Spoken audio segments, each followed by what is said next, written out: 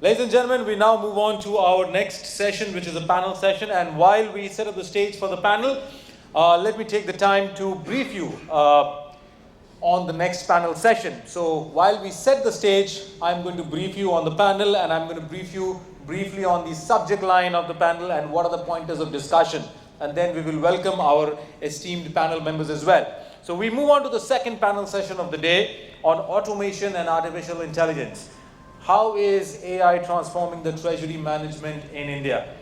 And some of the points which the esteemed panel members are going to discuss in front of you are identifying the value for treasury through automation, machine learning, and artificial intelligence. How is technology enabling the better decision making and enabling treasury practitioners to focus on strategic automation, time-consuming tasks with AI? RPA, robotic process automation, improving the cash flow through RPA by processing data from a number of different company systems. Using artificial intelligence, can it reduce the margin forward? And can it reduce the error and time taken to complete these tasks? Is the artificial intelligence the future of treasury management in India? How can automation and AI help the modern treasurer overcome their challenges? Data-driven proactive decision-making, for which artificial intelligence is the best fit. And AI, can it also help in the long-term cash flow forecasting to detect potential risks early?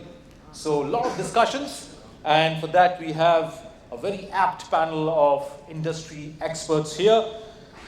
A perfect mix from the corporates as well as from the BFSI industry as well. So now, ladies and gentlemen, please help me welcome the honorable panel members with a big round of applause. Joining us first in the panel, Mr. Alok Kumar, Assistant Vice President and Finance Controller and Deputy CFO from Hikal. A big round of applause to Alok ji. Alok ji, welcome to the panel. Please have your seat, sir. Joining next in the panel is Mr. Brij Ahuja, Deputy General Manager Finance and Accounts from Mahindra & Mahindra. A big round of applause to Brij ji. Welcome to the panel, sir. Please have your seat.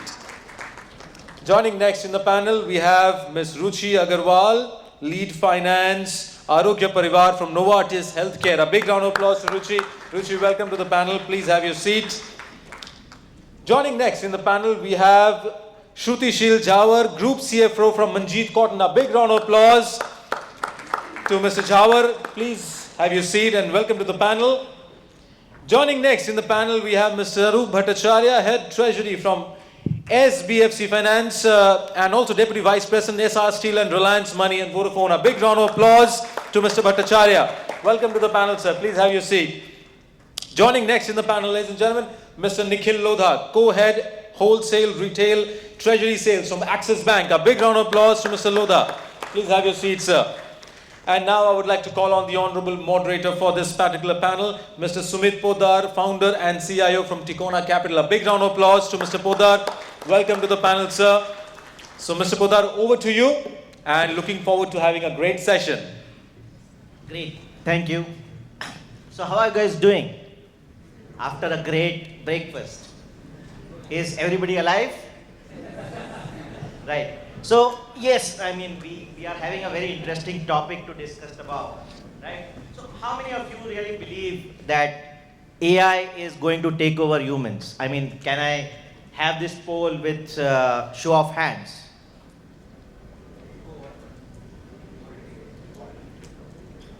Sure, very less. So, how many of you believe HI will be superior to AI? Interesting. So, more believers in HI versus AI. And how many of you believe it is actually going to be AI plus HI which is going to take over the world? Fantastic. So, that's why we are here to discuss what exactly is going to happen over a period of time, and with esteemed panel out here. So, good afternoon, ladies and gentlemen. I am Sumit Poddar, founder and CIO at Tikona Capital. It's a leading investment research and investment management company. And given the fact, as we all know, AI is literally taking over each function, each facet of our life, even we are kind of tying up with AI firms to literally come out with next-gen AI solutions or platforms that can help future of decision making.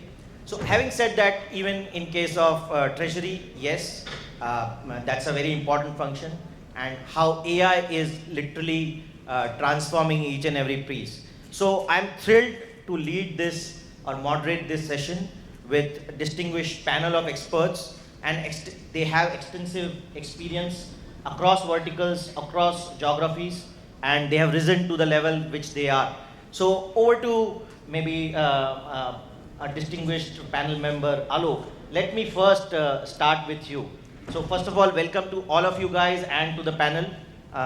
So let me start with you. A very important aspect of treasury, which starts with treasury operations. So how or what are the challenges generally a treasury function faces, and within that, what kind of value AI or automation brings in terms of operations, in terms of execution and things like that. So let me start with Alok on that. All right, Sumit. So if you look at the overall treasury operations functions, I think we'll go down to the basics of that. So in basics, basically it covers account receivables, accounts payable, bank reconciliations, cash flow projections, and then finding out different avenues where you will be investing your surplus fund. And if you look at in total, most of these functions as of now is being done manually. Hardly there is any room for automations. If you look the journey of the overall automations, I would say, so it happens with the 4 or 5 stages where, the first stage would be digitization of data, then it would be the automation of things, then we would be getting into a consolidations of data from the various sources, then reporting, and then it comes the analytical part, where you would be doing if sort of scenario analysis, and then you are trying to simulate how the things are there in the market and how it is going to change your cash flow positions, your liquidity positions, and then how you should be planning on the overall surplus fund which you have in terms of the investments. So there, so far what the understanding I have, most of the organizations are still in the earlier phase, digitization to automations. They have not gone to the next level of that. So there is a huge scope of automations and AI technology over there. So what value you think, have you implemented any kind of automation strategies or AI strategies in your organization whereby you can really vouch saying that, yes, this is the value that has been derived by implementing AI or ML in your organization or any of the processes? Absolutely. I think we have started with the accounts payable automations where we are leveraging some of the AI tools where from the start of the scanning of the invoices to capturing those data, feeding into ERP systems, then prioritizing the cash payment prioritizations over there. Those all things are getting integrated in the systems, and that is where we are going to leverage the AI, and we would be speeding up in terms of the vendor payment and overall cash management for the company. Sure, Alok. You have given a very good perspective as such. Now I'll come to Shrutisheel in terms of how they have been able to maybe what kind of challenges that they have faced, and how they have been able to overcome any of the challenges, or how they are literally collecting the data at the time of generation itself. So maybe if you could put some light on that. Good afternoon, everybody. As I will just continue the way Mr. Alok explained. In everyday's life, as of now, lot of people, lot of companies may not be using AI, but I hope it is going to be part of our routine life. And in few cases, you may observe a lot of companies has already started implementing. The same way we also implemented, like in the case of bank reconciliation. In large corporate treasuries, but obviously you have n number of banks, and on daily basis, thousands of the transactions are there. Doing manual bank reconciliation is a very challenging task. So there are a lot of software companies where we are using bank reconciliation systems so that easily you can generate. Similarly, in the case of bank receipt entries, like again you have thousands of entries, hundreds of the entries on daily basis based on the nature or size of the organization, where it may take huge number of hours for each person. So that way what we can do, or we are doing rather, we have an integration with the banks. Let's take the example of SBFC bank, where we have typed the SBFC bank. So we have two options, either host to host or API. So that whatever bank receipts are there, we have to have a virtual account of our each customer. That data will be shared on the system with the respective bank. And immediately, once the payment will be realized by the bank, it will directly hit to our bank account, and automatically necessary bank receipt entries will be passed in the respective customer, and at the same time allocation of the funds, say maybe against X invoice, maybe against each particular Y product, the allocation will automatically can be done. Similarly, at the time of making payment, sometimes after making the entries in the system, we upload the data to the banking portal.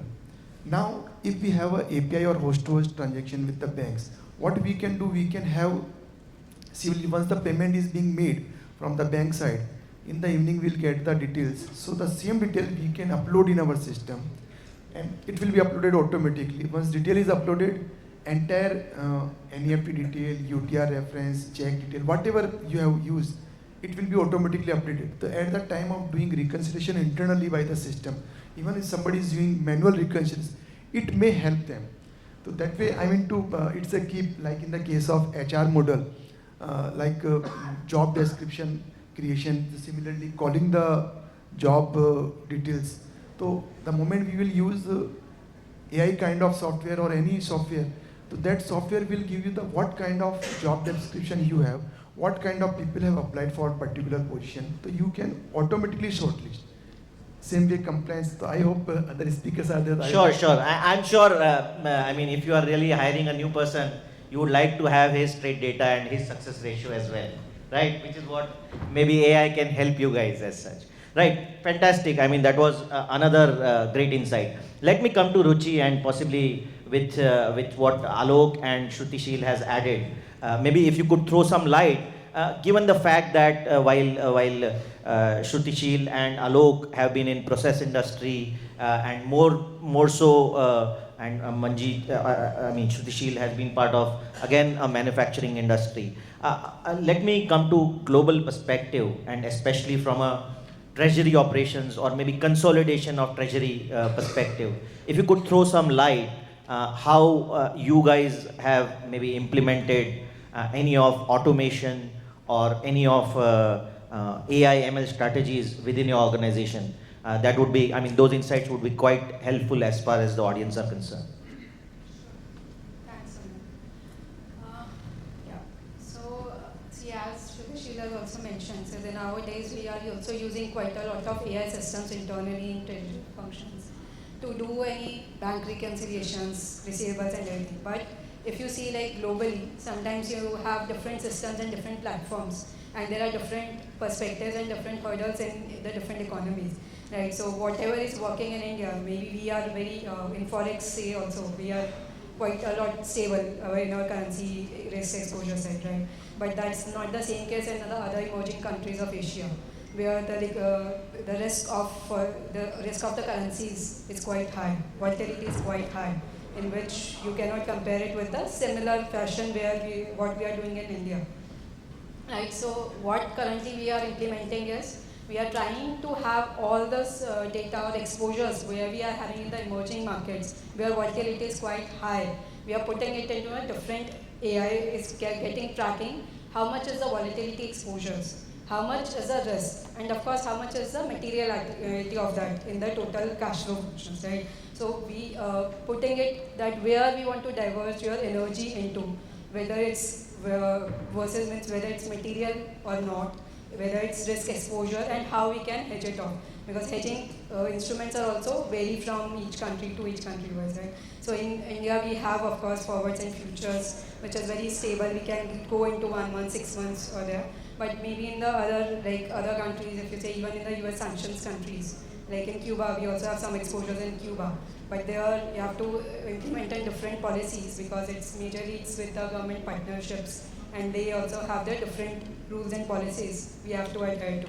So risks has been bucketed internally with the system, with the AI systems, that okay, this is what these are the most volatile currencies we have as a risk.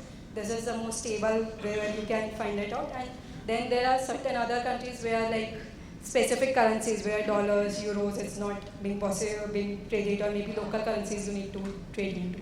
So this was as bucketed into different categories, and then internally, treasury professional management, we can help it out making decision making that whether we want to have hedging of those risks, whether we want to roll it over positions, or if there is not that material in an overall bucket, you can pack it off. So I think that Right. Yeah, that's a good insight, Ruchi. I mean, of course, I mean, treasury operations, unless and until we really automate or maybe we really implement any kind of AI solution, the data itself, or data which is literally required for decision making is not streamlined until unless that is being done. We won't really have the intelligence part. That is what we are expecting. So let me have another poll on this part on treasury operations. How many of you have literally automated treasury operations within your organizations? Let me have this with show of hands.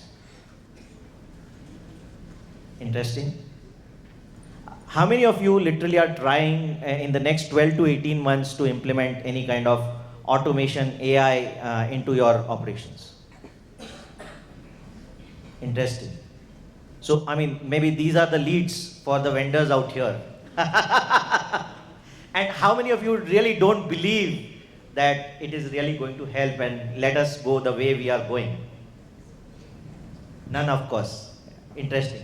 So yeah, let's, with that perspective of having cleaner data, I mean, that is what is the cornerstone or maybe the foundation on which AI, ML or decision making or how we can harness the power of AI stands as such. Because unless and until the data which comes in is streamlined, you won't be able to get the best out of AI. And which is where the operations part has to be streamlined first. Any of you literally thinking of AI ML have to first think of streamlining any kind of data coming into your organization, and which is where AI ML should first be implemented. So coming to the next topic, which is of course AI driven decision making in treasury.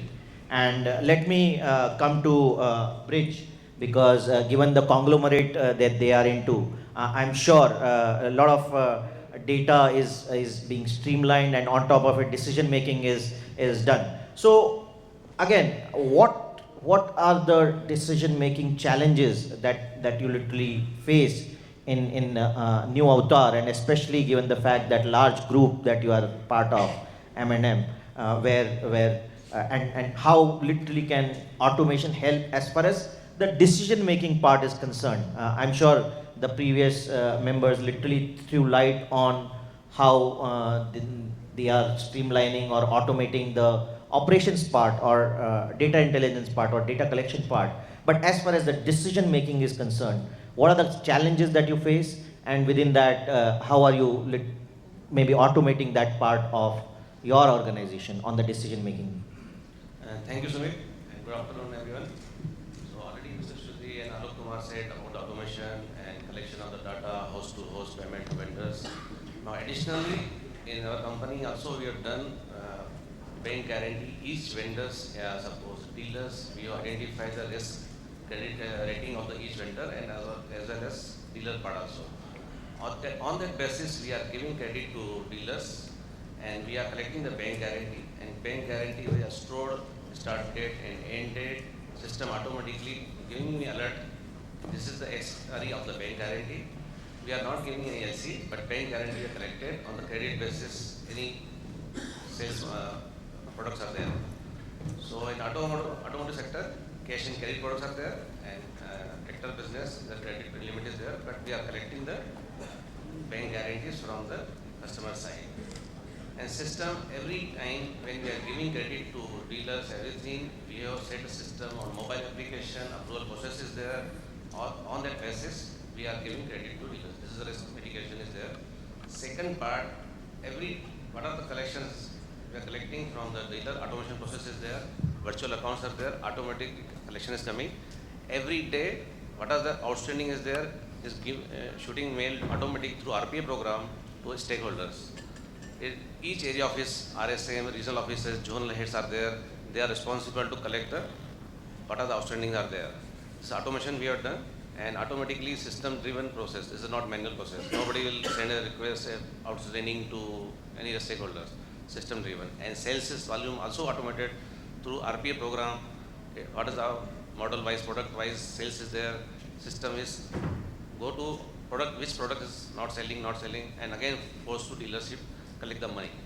This is the automation we have done. And further, payment side also, we have set the process thrice in a week. We are not making payment every day in each hour.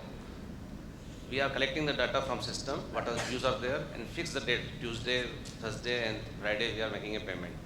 Second thing, we are getting water collection from dealer. We have set the process, what are the excess money in there. We have set the process where we have to invest the money, where we are getting good return to the program. We have identified the mutual fund, liquid fund is there, who are giving me good return from the liquid funds. Great. That was quite insightful. So let me now kind of pose the similar question to Nikhil out here. And I don't know whether it was, of course it was not planned, because this side of panel is more on the services or banking side, and that side of panel is on the manufacturing and process side. So it was totally unplanned. So let me come to Nikhil. Of course, we have been talking in the morning about what, unless and until the data quality itself is good, the decision making can't be good. So let me come to the banking side, where how AI and ML is literally changing the paradigm of decision making, and maybe you can throw some light on that side, and if at all, in addition to that, anybody from the services or BFSI side wants to implement AI from a decision making perspective, how should one go about it? Maybe this is the second part of the question, but first part, of course, how RPA and AI ML is helping your organization from a decision making perspective per se. Thanks, Sumit, and hi everyone. The questions about AI and ML usually evoke a very wide range of reactions. There is some disbelief about what all AI can do, and sometimes not enough understanding as well. The thing which has happened is, in the last few years, most of organizations have moved beyond a spreadsheet approach towards their processes, and some sort of system implementation has happened. And post-COVID, everything has become digital, so suddenly everybody, at an institutional side, at a corporate side, and a user side, everybody is connected via some or the other application directly to the companies. So there's truckload of transactions and data which is flowing across all the time. So today, from a banker's perspective, and even from a treasurer's perspective, the problems of earlier, which is markets volatile, markets complicated, all that remains. But you excuse me. The current problem is also that you have a truckload of data, and what do you do with it? So as you said, and the group's been discussing this, that even before you have an AI ML strategy, you got to have a data strategy. And within our bank, for example, of course, as we decided to become digital a few years ago, we discovered that, of course, we are sitting on a truckload of data. And as that became apparent to us that we are a repository of so much data, it also becomes apparent that you got to know what to do with it. You should be prepared to, you're working on not just one system, and trust me, in a bank we have more systems than we'd like, but you need to work across multiple systems, draw data from all those multiple systems, put them on a common platform, figure out how we are going to use all of them. We also have access into how our customers are transacting. And so, for example, some of my colleagues here have touched upon this, but for example, on our receivable suite, for example, if you receive a credit into your account, our system could look at the narration and match it against your existing invoices and your receivables. Cuts down your reconciliation time very fast. Maybe I can give you another relevant example of how automation specifically is helping us. We have a customer in the US, and it's focused upon a very specific line of work, which is that all American companies which have setups in India, they need to pay salary to them. Now, this is an activity which they found a little onerous on their own to do. So they reached out to this customer of ours who said that, look, I am going to take over this work and I'll help you do it. So What I'm going to describe now happens completely electronically, completely hands-off. So a customer of theirs tells them that I need to make, say, 2 crore rupees of salary payment in India on a given date.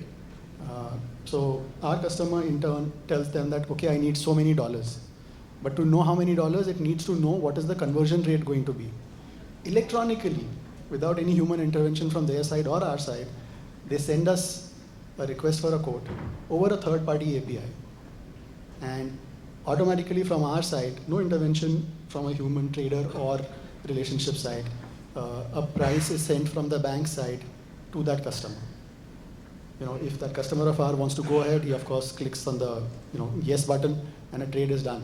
2 days later, the Indian company's current account receives the rupees. So, fantastic setup for everybody. Without any human intervention, there are 3 or 4 entities which have been involved in a transaction, and that's the beauty of automation that we see at our place. Nikhil, in addition to what you really shared, just curious, you talked about you have so many systems. What exactly is happening with these old systems? Because of AI/ML, are you seeing a lot of consolidation happening of the old systems, or is it that you're taking a piecemeal approach?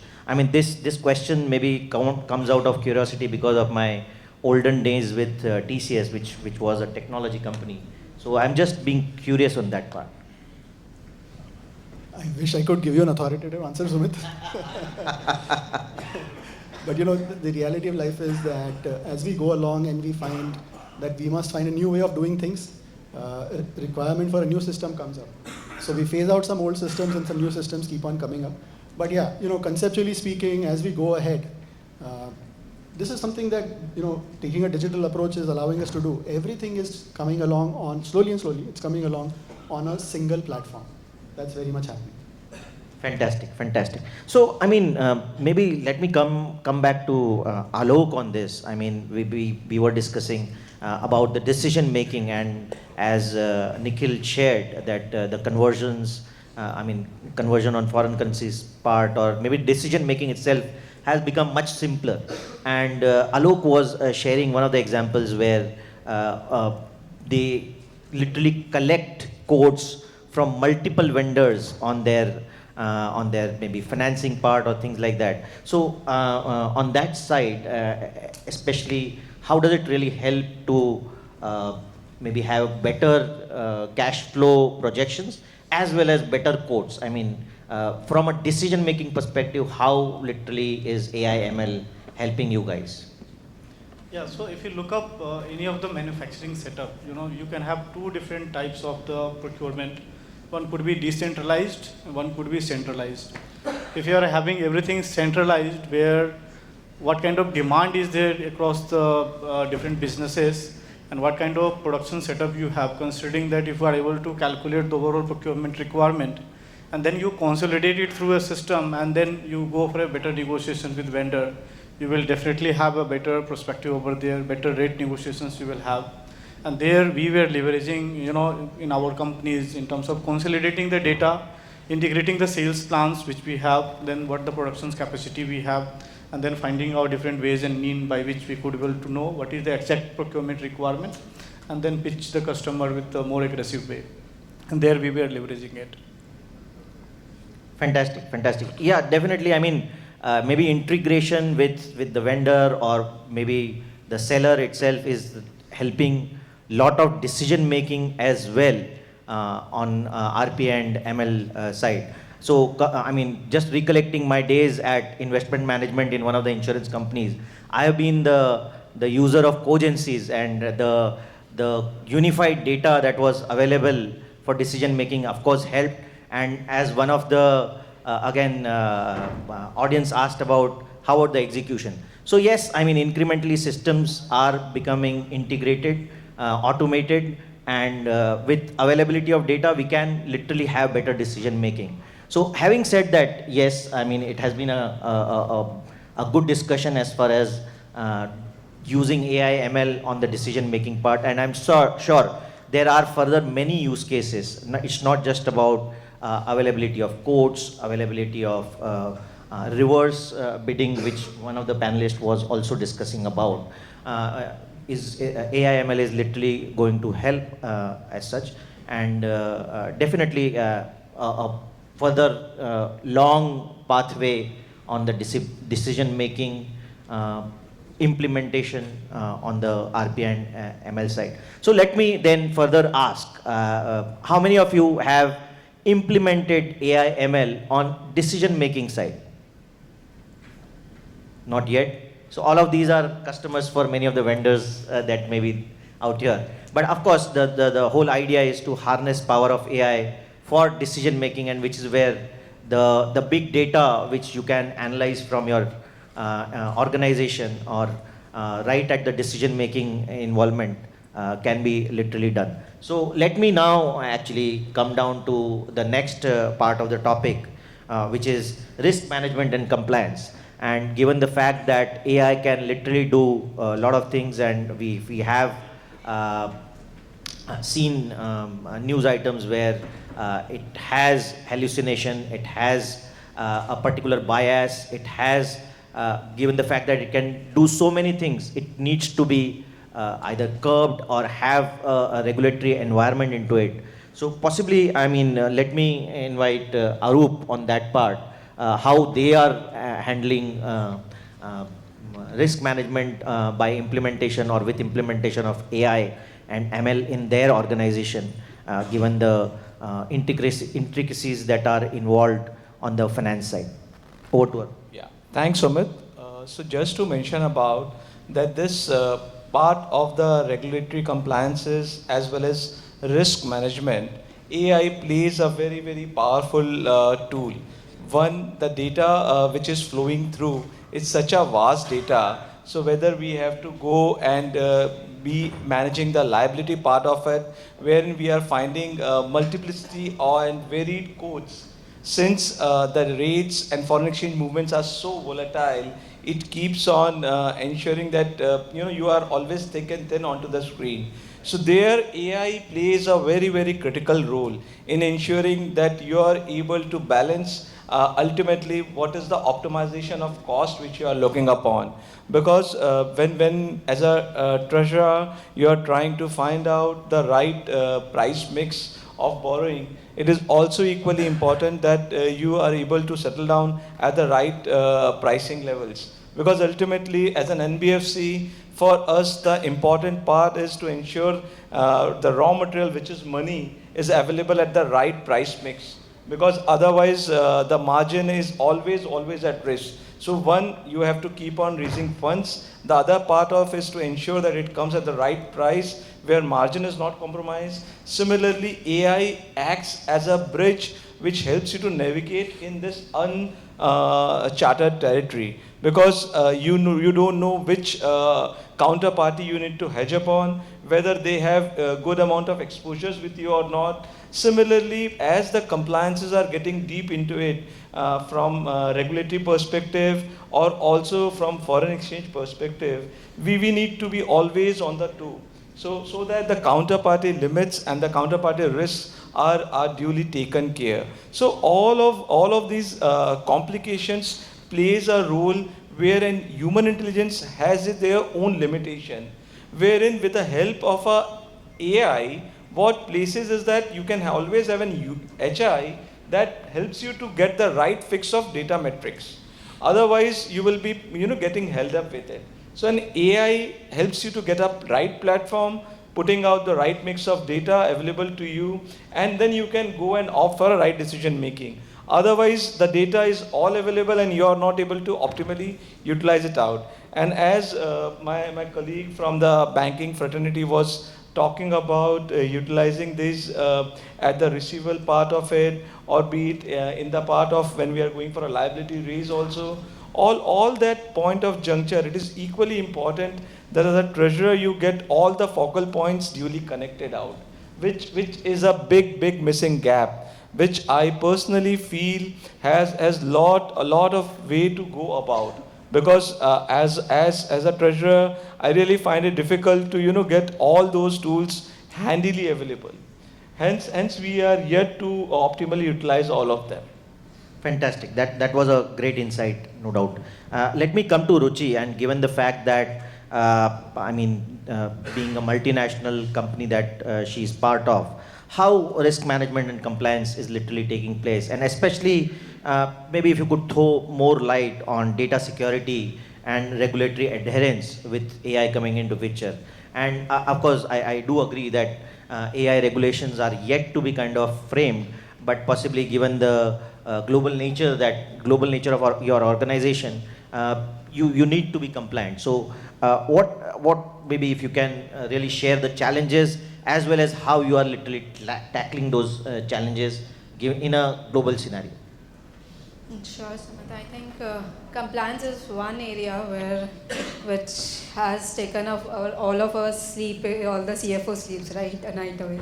So compliance is that challenging, and with the VUCA world we are in, the day in all this regulatory compliances, everything is changing every day almost, right? So keeping a track of all the compliances and keeping a track of all the laws applicable to a corporate, working in different geographies, working in different areas we are working of. So it's really very challenging, and compliance is an integral part of Novartis being in healthcare industry we are in, and it poses a lot of risk as a corporate risk, corporate image risk. So there is no compromise internally. We follow it as a compliance.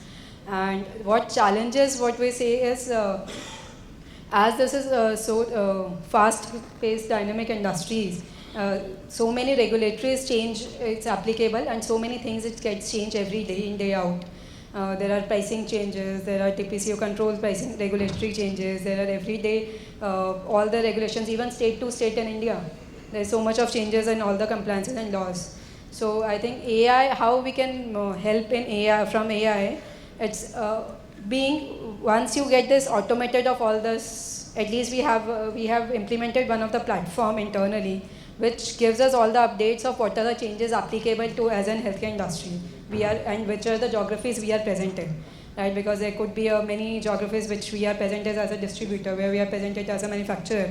So there are different regulations which we need to track on, and depending on a human being for this tracking could of course pose a challenge internally as an organization for us. So we have an internal platform which keeps us tracking of all the laws, all the regulations which are applicable to us, which may be newly applicable to us, and what are the changes which are the changes it is having on.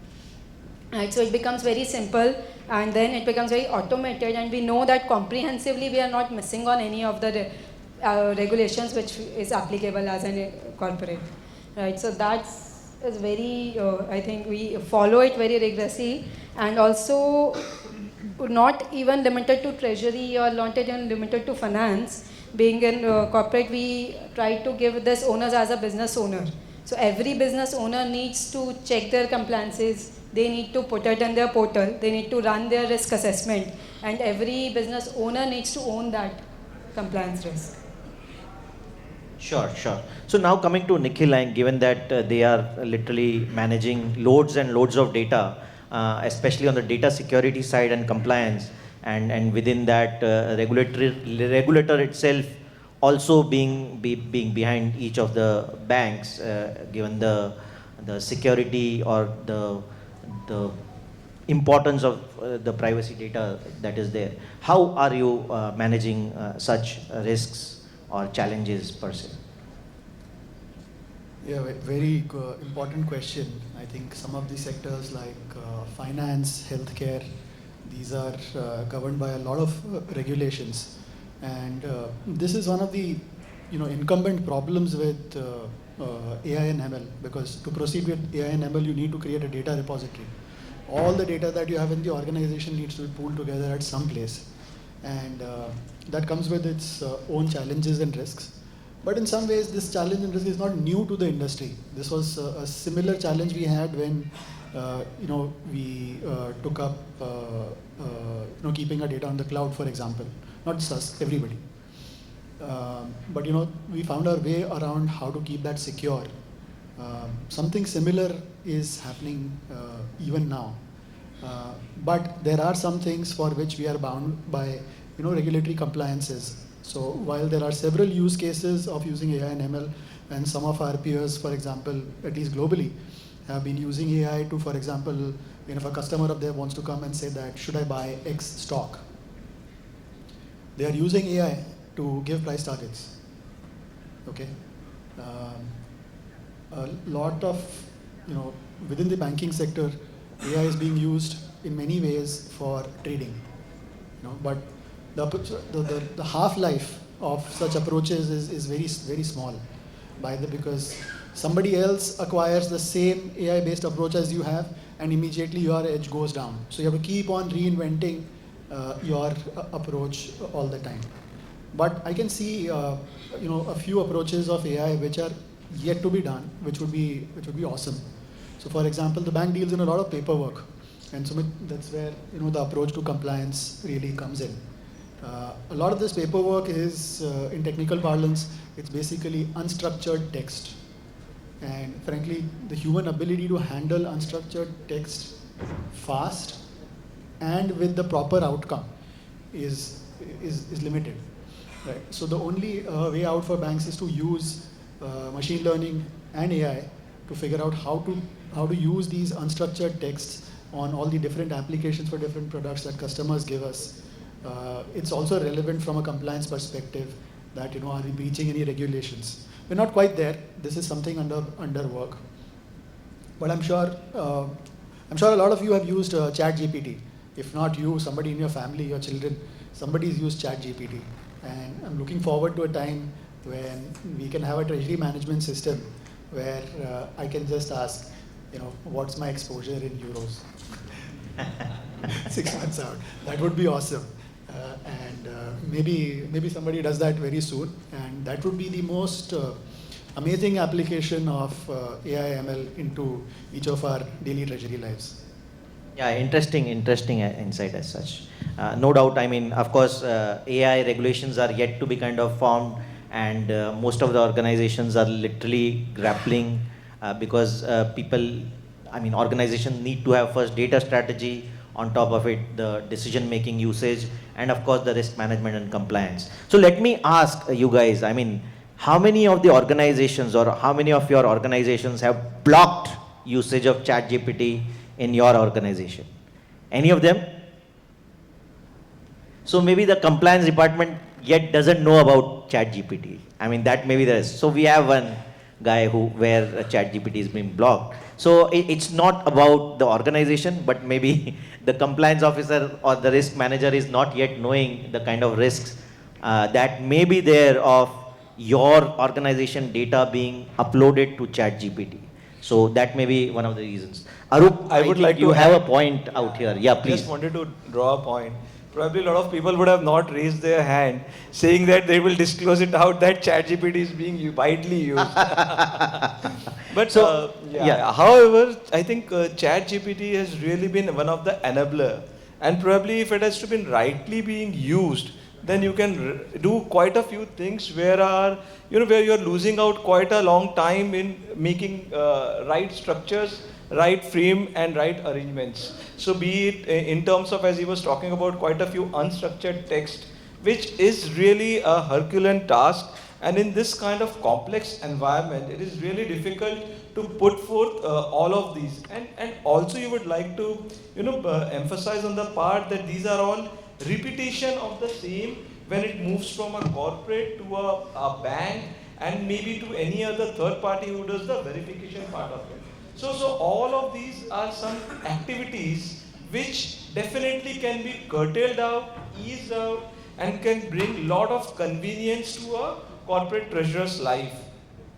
Yeah, completely agreed, Arup. When Nikhil spoke about, give me the best stock to buy or give me the target price, and which is what we are working, Tikona Capital is working with a next-gen AI firm to come out with aggregating structured data with unstructured data, and there can be multiple answers to the same question, and what we are looking for is better and better decision-oriented answers to it, because while target price may be a simple outcome, but there can be multiple answers, and the risk that is involved within that. As Nikhil again pointed out, that there needs to be an understanding of what are the risk areas within what question that you ask is what makes the answer much more intelligent. And of course, I mean, and that has to be again compliant, because I don't know how many of you have literally tried with ChatGPT, okay, what is the target price of Infosys? Did anybody really try it?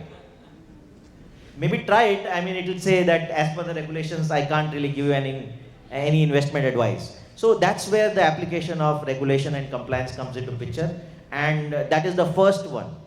There could be many other things. If you ask for a medicine, maybe they will stop, or they may not really give that outcome. So yes, a very interesting discussion on risk management and compliance.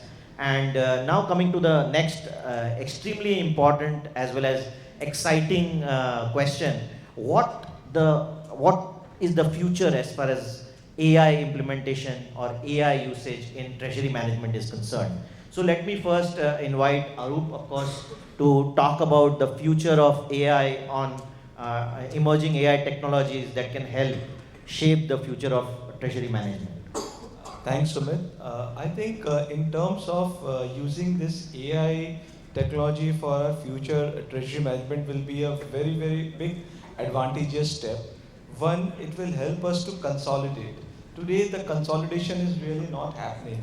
Maybe we have tried to work out in terms of having a straight through processing, but the data packs, as Nikhil was talking about, is either lying at multiple places or somewhere those are not getting centrally being used in one repository. Obviously, there are challenges to it in terms of data privacy, in terms of ensuring that there is not much amount of data theft that takes place.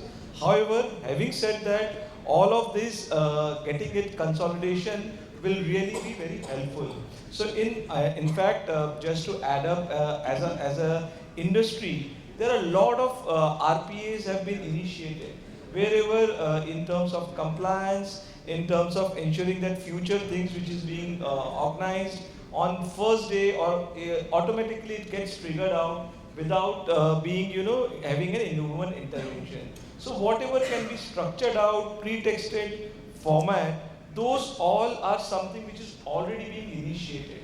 And that is what is talking about the future, which will lay the platform of having a centralized database across the industry, across the company, so that as a BFSI sector also takes advantages of unifying it up. Sure. Coming on the same question on to Bridji, I mean, how do you think AI would really have impact on treasury management, and what are the emerging AI technologies that they can bring in to build the future of treasury management in their organizations? First of all, we have to keep the data in one stored in Google platform, any other server, common server, where people will access the data and system will make a report, AI report, where the risk is there.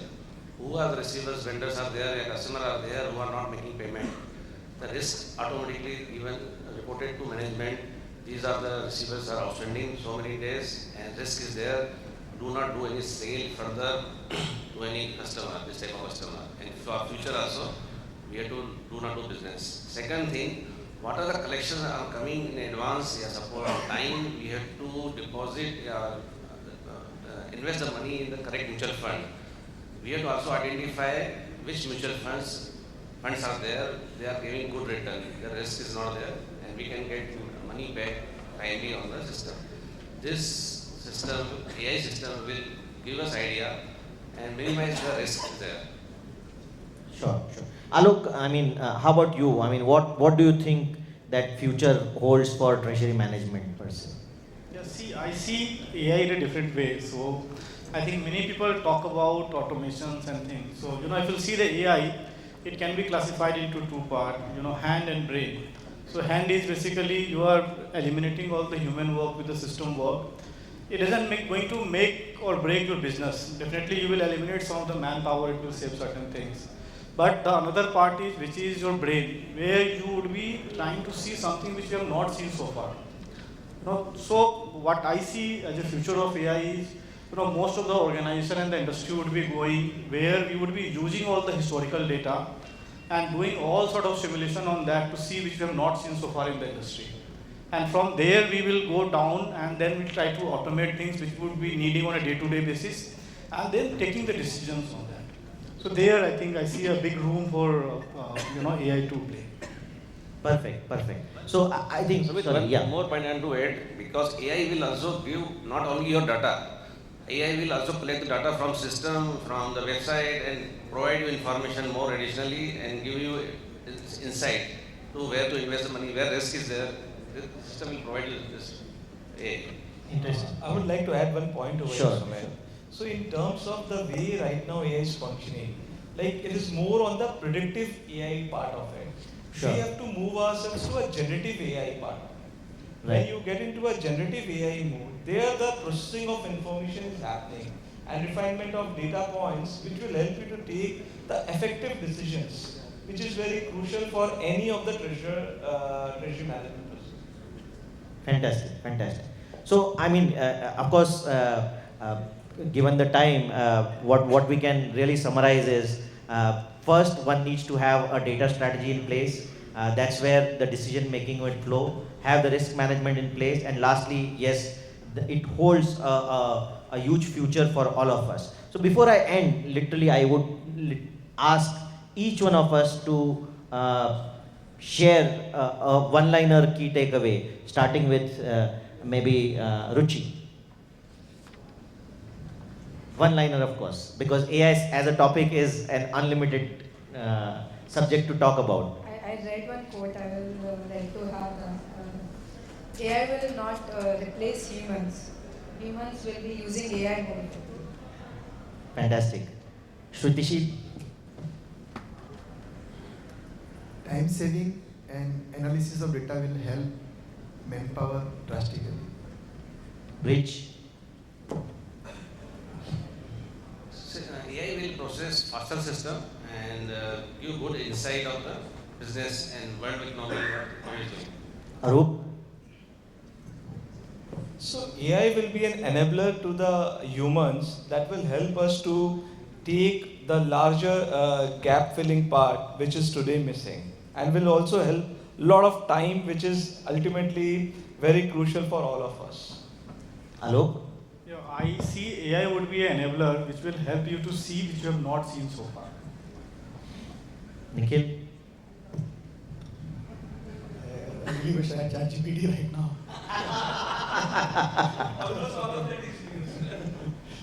No, I think, look, in everyday life you have to make a tremendous amount of decisions, and that's where AI is going to help us. The amount of data that we have all around us is phenomenal. It's much more than all of us realize. And it's inescapable. You can't do away with AI at all. So it's to embrace it, use it to the best possible way that you can. Sure, and of course, my quote would be AI is future, harness it. We are rather in another Big Bang scenario. So having said that, let me open the dais for question and answer. Yeah, Shruti. As our panel member were talking about ChatGPT, recently I have to file one response in Marathi, and I am not well versed with the Marathi language. I drafted the letter in English, put it on the GPT. I got the entire translation within fraction of a second. So I mean, these things going to change our life. The only thing we should think it positively, and we should try to implement wherever it's possible, because in India so many languages are there, so many things you have to respond in different kind of languages. Probably not necessarily you are well equipped. Sometimes some legal draft may be of different language. Now you have to convert. So it will drastically improve your working efficiency, no doubt on that. Thank you. Perfect. Thank you so much, and we'll have question and answers from the audience, please. Thank you so much, panel members. Ladies and gentlemen, before we open for the question and answers, a big round of applause for this fantastic panel here. And thank you so much to all the panel members. Thank you so much to Mr. Poddar for wonderfully moderating. In the interest of the time, we can take 2 quick questions. So audience, I'll request you to raise your hand. Please keep it raised while we pass on the mic to you. Do introduce yourself, your organization, and the question to which respective panel member. If it is a generic question, I think Sumit is the right person to identify which panel member will answer. Thank you. I'm Jay. I'm from Reliance, and my question is basically to the whosoever want to attend from Dy.Vice. So we talk about plus of the AI and automation, okay? And I see like many gentlemen has already implemented. Tell us about the flip side of it, like where it has taken you for a ride. What are the risks you have seen and encountered while you are implementing it in your organization? So that at least I am aware about the negative side of it when I am doing it implementation in my organization. That's my question. Any one of you who has literally intensively done the implementation of AI must have gone through that phase, I'm sure. Yes, please. Technically, there is no negative side of the AI. The only thing sometimes we have to encourage our team member, we have to motivate them.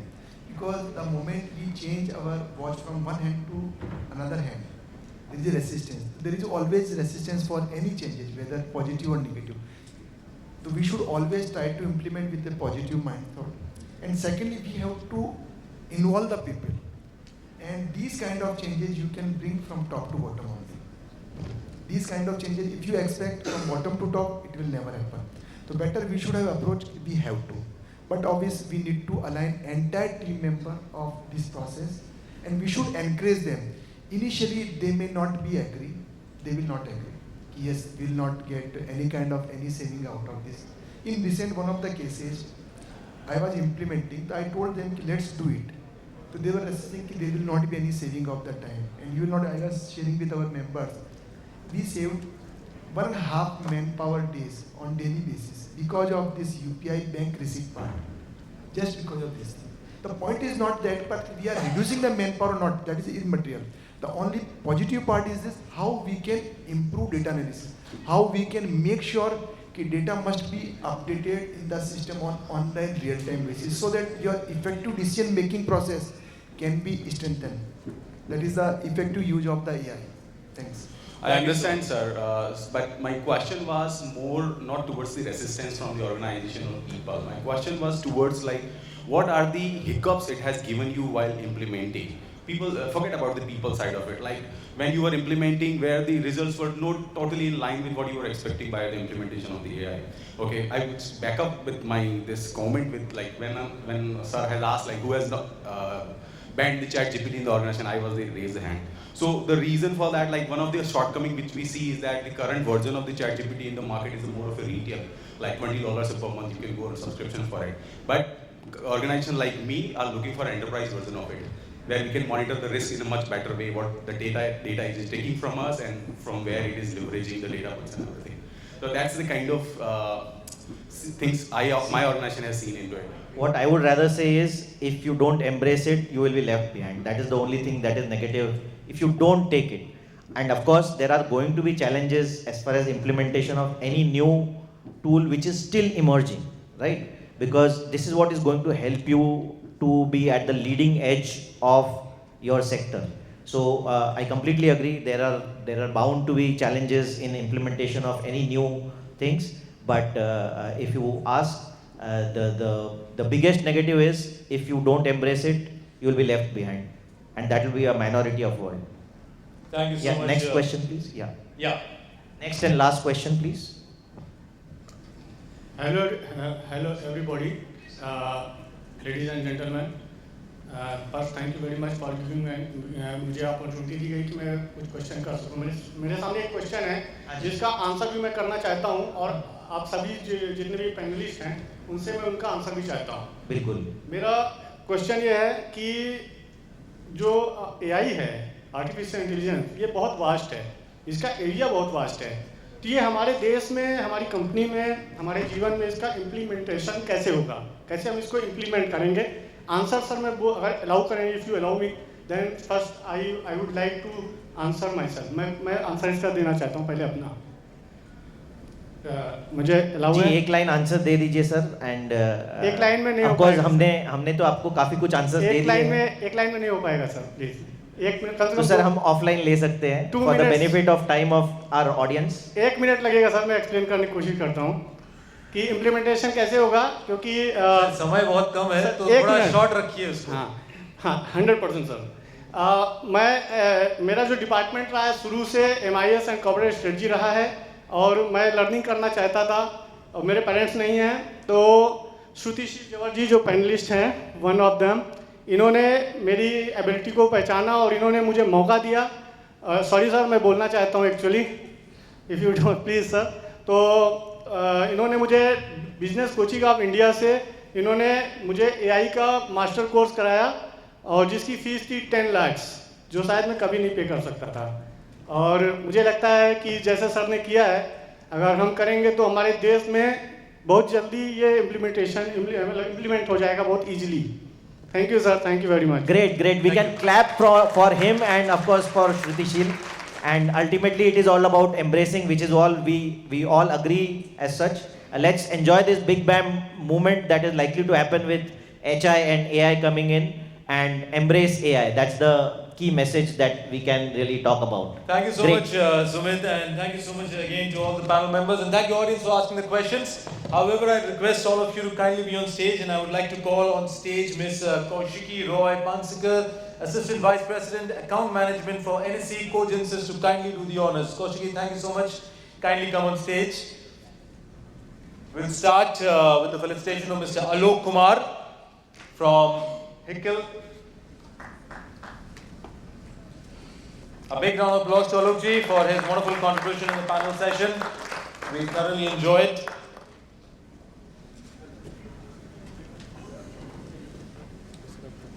Moving next to our esteemed panel member, Mr. Brij Ahuja from Mahindra & Mahindra. A big round of applause to Brij ji for his wonderful contribution in the panel. Moving next to our esteemed panel member, Ms. Ruchi Agrawal from Novartis Healthcare.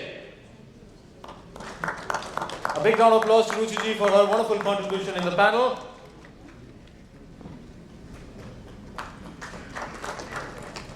Moving next to Mr. Shrutisheel Jhanwar from Manjeet Cotton. A big round of applause for Mr. Jhanwar for his wonderful contribution in the panel session. Moving next to Mr. Arup Bhattacharya.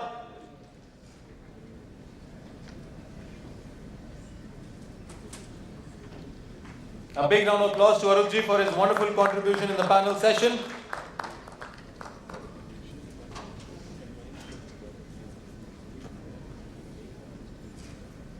Moving next to Mr. Nikhil Lodha. A big round of applause to Nikhil ji for his wonderful contribution in the panel session.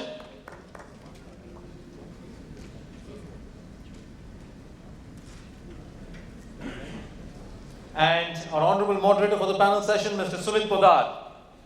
A big round of applause to Sumit ji for wonderfully moderating the panel and captaining the ship of this wonderful panel session. Thank you so much, Sumit ji.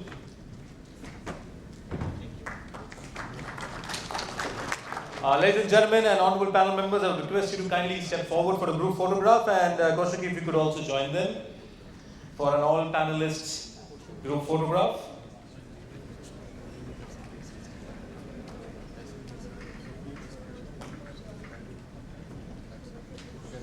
A big round of applause once again, ladies and gentlemen, for them. Wonderful panel of experts here. That was automation and AI. How is AI transforming treasury management? And that is a fantastic panel we had here today. Thank you so much to all the honorable panel members.